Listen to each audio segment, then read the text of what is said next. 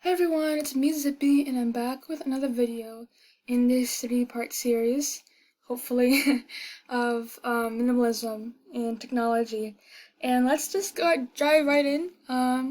If you've come this far, you probably watched other videos, so let's just go ahead and um, start where we left off. And so here we have, this is the Microsoft Edge logo. On the left, to be honest, before I even say anything, Microsoft Edge is kind of like a new thing.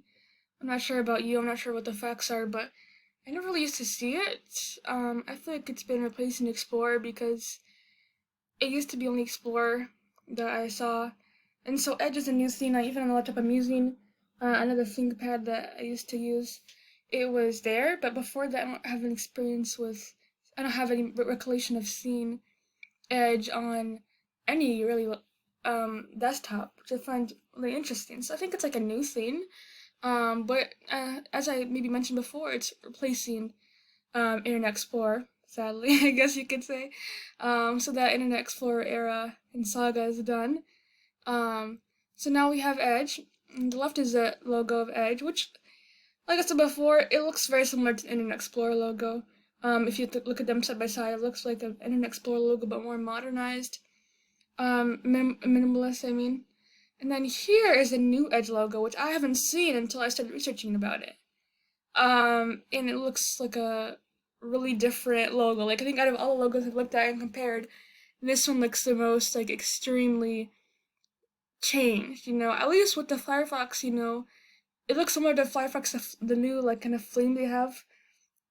But this one looks completely different than the Microsoft Edge, because at least Firefox, you knew it. Okay, it's Firefox, right? Same kind of colors, but here it's totally different, and I kind of went for something that's different, something more modern, maybe something that I don't know. I think the theme of the logo, though, is I don't know what it conveys. It looks like an ocean wave. That's what I'm trying to get. That's what I'm trying to get to, right? But I still don't understand exactly what a wave has to do with a browser. Like, I don't understand that part.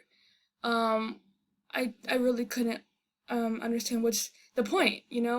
As you can see, they've added more colors, some gradient. They've added green. You could say in a way this is actually more of a maximalist image because of the shadows and everything. Logo, I mean. But I think it's minimalist in the sense that it's just less. It's like one shape. There's no. If you're gonna draw this, it's not like a lot of drawing and a lot of curves. It's just one single curve. And I think the shape is what makes it minimalist. So it's very different. And yeah, I think very interesting. And honestly, I wouldn't know it's a browser if I had it on my desktop. I really wouldn't know. So on here, let's go to Apple. The thing about Apple is the logo hasn't really changed since like that rainbow logo from the 70s or I mean it's been the same. The only big thing you could say, oh, is that Apple logo? Was that Isaac Newton? The first logo they had. But from there it's been pretty much the same. I think I also heard that they're planning on having a different logo, like a 3D kind of logo. I'm not a huge fan of that, to be honest. It looked kind of, but it was more like a brainstorming kind of thing. I mean, it looked kind of funky. I guess I'm not used to it after being someone who's seen the same Apple logo all these years, but as you can see here on the left and the right, basically the same thing, the same shape. Only thing different is that the left has obviously the more maximalist characters, the some gradient, a lot of shadows, different contrast of light and dark, and on the right, all you see is just a gray apple, and that's it. And it's been the same way for a long time, so I guess kudos to Apple for not changing the logo too much, keeping it pretty simple. The same across all their devices. So yeah. Here's the Windows logo from Microsoft. And I love comparing these logos. This is actually what started the video for me. Give me the idea of having this video. As you can see, this Windows 7 came out, man. Uh, Windows 8 came out 2012. Windows 7 came out 2009, I want to say. And so yeah, it's pretty different. This is Windows on the right. This is Windows, the most recent one, the updated one. They skipped 9 because that was like an unlucky number, apparently, like in Japan and whatnot. And everyone skips 9 too. So, this is like Windows 10, I think. the most recent the most recent Windows version, which came out, I want to say 2015, around there. I really don't know the exact date. Um, but this is looking a lot more maximalist. I'm still a huge fan. I think all people are, but of these colors, the red, the primary colors, along with green. I think that's really nice. I just think that is eye catching. It's colorful, so it catches your eye, and it just, I don't know, it feels like friendly. You know what I mean? This one is more of like, kind of like company. This one kind of speaks like more to like a personal, computer kind of consumer base. Over here, it looks kind of very much like strict, formal, squares that are just like, I mean, literally a window, but it's just really, rigid, and they went for a diagonal shape here. That's how it looks, the perspective, but besides that, it doesn't really make me excited. It looks pretty boring, pretty bland. It's all blue as well. As you hear, you have black, you have the colors. You have more going on. You have some shadows underneath each of the tiles. There's shadows even within the tiles. And as you can see, there's a light. If you look at all of them, there's a light in the middle. And I think that's fun. I think it's nice. It's sunny. But here it's just pretty boring to me. Which I think is one of the things that is kind of not great about minimalism, is you don't convey as much happiness or positivity or just, I don't know, just some things, you know what I mean, that kind of look stale and just kind of like rigid. Now here's the Microsoft logo, different than the Windows logo. This is an old one. I really don't remember seeing this, to be honest. This one is funny because it's the opposite of the Windows logo. Before it used to look more colorful, and then now it looks more, dull. This one in the past looked more dull, and now it looks more colorful. So I think kudos to Microsoft for making that change. I don't know why they chose all black here. That was not a great decision on their half.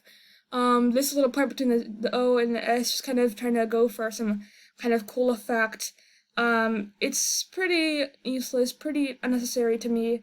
That's just all it is. It's a black logo. That's it. It's pretty boring. This one over here, I like it more. They have a gray now. It's not as bulky and as, kind of thick as these letters. It's better, more defined. And I like how the logo is. The old logo, apparently they kept that instead of this one. Just found kind of funny. Makes me think that they prefer the old logo more. But I like it. I like how like I said, the colors are still there. The windows are still there. I mean, Windows is Microsoft, so why not tie the two together, right? Instead of just making it, separate from Windows. So I like the idea. Now let's go into the fun part. This is the, I had so much fun looking through these pictures, and if you want to find them, just go ahead and look up literally Windows 2000 XP, oh 05. You know what I mean? That's literally what I did, and you'll find 10,000 versions of these.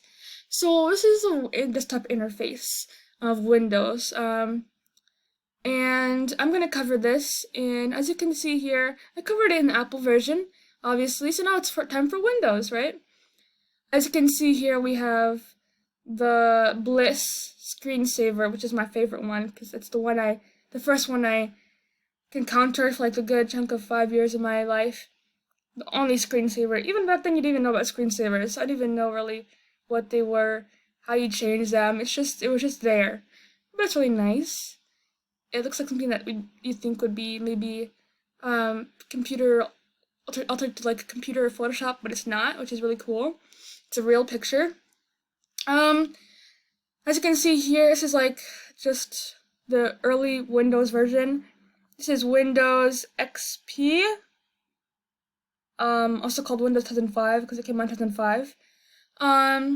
As you can see here, I find it interesting that this is the same font, kind of very much like typewriter-ish. Very early font. You can tell this is really early kind of desktop interface. The same font throughout, honestly. There's no really change, even the clock, even everywhere. Only different thing is Nathan and Start. And I don't remember when they had this going on, where they have the username here. It looks like they stopped that, in the picture, but I mean, it's different now. It's really different, but some things are the same. Obviously, you click on Start and you get these options here. These things are also here as well. and some little helping, icons. So it's pretty much the same. This is just a basic thing you'd see if put in a 2005, you open up your laptop and you have a Windows software. This is what you'll see. Pretty basic. I like it in a way that there's not too much going on. There's not too much mumbo jumbo, not too much confusing, bells and whistles here. It's pretty just easy and clean, and it's great for someone who's starting to use a computer, and who just wants to get some stuff done. This is Windows Vista, which I never used, funny enough. This version seems to be 2007. I don't know exactly when Windows Vista came out. I know it was after XP. But this is more of how Windows looks nowadays. This is more how it looks. You can see here there's the whole thing going on with this. Click the box. That thing is still, the logo is still here. This is more of a vertical shape of this box here. That brings up the programs. Things on the side you can just click on from the computer settings and whatnot. So, and you have this little dock here. The background is, it's just a kind of cool. I think it's nice because it doesn't look too flashy. It's pretty nice and cool colors. So it's the same thing. It's just really nice, and yeah, there's not too much to talk about, I guess. I mean, it's pretty. It's an interface that I like. I personally, if I were given a choice, I would use it. Yeah. This is the one actually I used, and I still have it on my other computer. Sorry, my PC. This came out in 2009. This is from 2009, 11 years ago. And so this is the one I still use on my PC. And yeah, it's the same thing. Even it's the same thing even now. The old Internet Explorer logo here. But pretty much, I like how it just hasn't changed that much. Even Apple. It's the same thing. The only thing that looks different is this one. It looks kind of like different, but let's give them some slack because it's pretty much a new thing. This is when people are starting to get their laptops and PCs. People really starting to buy them a lot in mass. So it was just starting out, but it's matured over time, and it's became basically the same kind of design every single version, every single release. And yeah, this is the same thing you'll find across other Windows software. It's just basically the same kind of basics you'll find here. This is Windows 8, which I heard people don't like Windows 8. I remember using it in 2013. It came out in 2012. I think it was 2012, right? I remember using it in the fall of 2012. I really liked it. I was excited. I saw it for the first time on a kind of a laptop tablet. So it's a laptop that can flip over, flip the keyboard over that part there, and then it becomes a tablet, which is really cool. And it might have had a stylus too. I think it had a stylus. But I really liked that, and I really enjoyed how it looked. And some people, they hate on it. I'm not sure why. And people said it failed for Microsoft, but I really like this one. It's totally new. It's totally different. It's confusing a little bit when you get to because you still have this kind of desktop thing going on here, but it's kind of hard to find it. That's one thing that kind of confused me. Because it does look like an actual desktop, Windows desktop. This is just kind of a different way. It's just like two versions. This is something you can do here. You find out games, news, whatever, but desktop is over here. So you can switch between the two, which I found really cool. I like the colors, I like the fun here. I like how they went for a different take on it, and were creative. Now this is the newest version, and yeah, this is what we have so far. This is the newest Windows version, and it's basically just this person has a lot of stuff going on here. Usually it isn't this huge, this little dock right here, but this is how it is. This Windows screensaver is your screensaver, basic screensaver, nowadays. But you can still change it, obviously. And this is 2019, just, a year ago. So you can see the difference between, this is 2019, this is 2009. So it's a lot of differences, a lot of things have changed over time, which is really cool. That's the cool thing about design, and looking back at history, and looking back at how things have changed.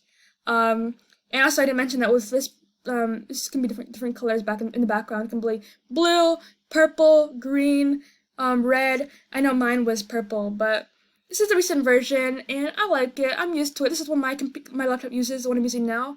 So, I mean, it's just cool, and it's just cool to see this. And in the future, we'll see what happens. So, thanks for watching, and bye.